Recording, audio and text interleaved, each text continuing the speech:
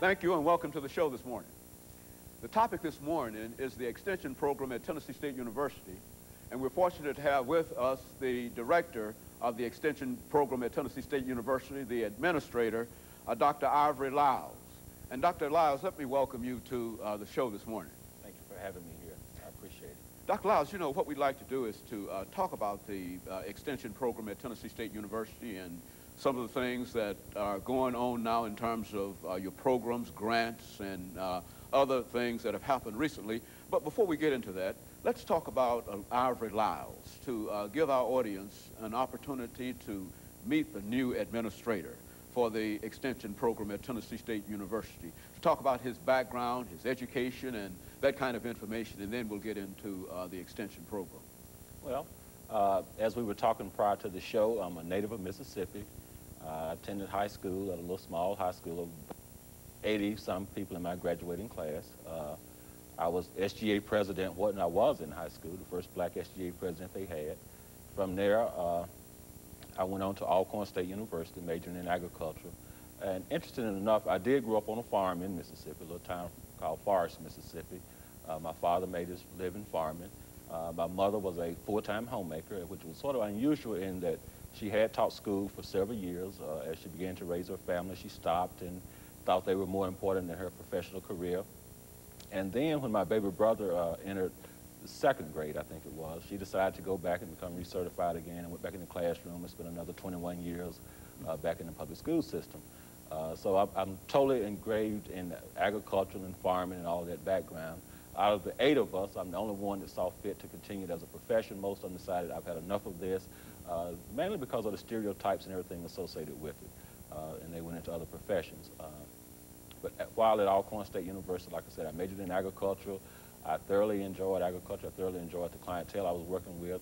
I realized the value of land and what we need to do to preserve it and so forth. So I had a rewarding experience there and truly love my alma mater. I think that when you get that first degree from is where you have the closest kindred. From there, I began to work with the Mississippi Cooperative Extension Program. I spent 9 years in Philadelphia, Mississippi, which is Neshoba County. And the significance of that is, if any of you saw the movie Mississippi Burning, it was based on the whole incident that happened in Philadelphia, Mississippi. And I was fortunate enough that the county commissioners in that county came to me during the 25th anniversary as one that could hopefully bring together the black population there and the white population and the American Choctaw Indian population to bring together a rehealing process for the 25th anniversary. So I chaired that entire committee of bringing together all those groups, and we had a wonderful celebration during my term as a county extension agent, starting off at the very bottom in the extension program in Mississippi. I started off as an assistant county agent, moved from an assistant county agent into an associate county agent. From there, I became the county extension leader in that county.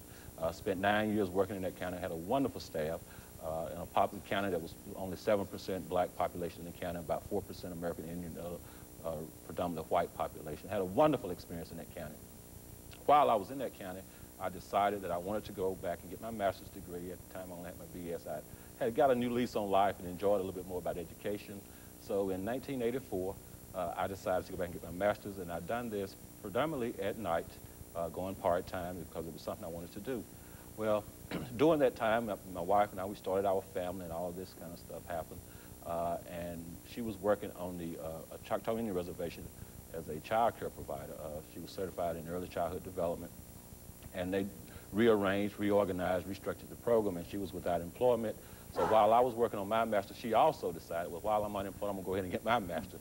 So if you can imagine a young couple trying to, both of you in school, trying to raise your family and everything else associated with it, it was a difficult time for us, but fortunate with the right family support and everything, we managed to make it through it. I did complete my master's degree, and she got hers, and we continued on. Later on, I decided that once I finished my master's at Mississippi State University, one of my professors I had when I was in school at Mississippi State working on my master's called me, you know, one of those things that you're sitting in the office out of the blue and say, you know, I think you need to come on and get your doctorate. Here's an opportunity. I got an opportunity for you that, you know, you need to think about. And basically what he told me was that at Ohio State University, they were looking for a graduate administrative associate to work with them on developing a minority recruitment and retention plan within the college.